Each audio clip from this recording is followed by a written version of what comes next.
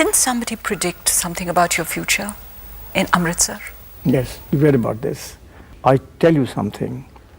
I used to go to Amritsar by bus from Gurdaspur to buy medicine for my mother.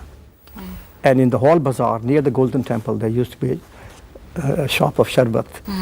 And I said, I want the badam sharbat. So he put the sharbat in a glass and gave it to me. And as he stretched his hand out towards me, his eyes got pinned onto my forehead. And he said, oh, Bau, तेरे मत्थे ते बड़ा बड़ा सूरज है, तू बहुत बड़ा बंदा बनेगा, which means you have sun on your forehead, you'll be a big man one day.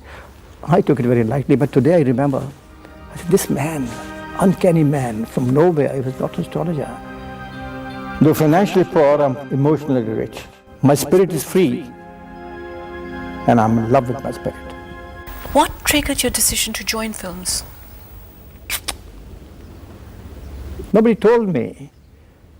I think I must have looked at myself in the mirror. You must have said, this is a handsome guy. And said to myself, look, what's wrong with me if somebody else can be? Ashok Kumar was a big star those days. And so was Motilal and Prithviraj Kapoor. And Gurdaspur was a small town. There were no cinema theatres. So I must have, somewhere within me, looked at myself and realized, because I was popular in the school. Sure. Girls used to follow me, and I used to feel very shy. Shy? So I thought to myself, there must be something about me. I said, looked at myself, in my face, I said, look, I can be presentable. But you were gorgeous. So my own conscious, my own inner self must have made up its mind to go to Bombay. Did you tell your father about this decision to join films? No, he didn't know. I was in Lahore, he was in Gurdaspur. And he couldn't have approved? No, I never bothered to ask. I didn't care.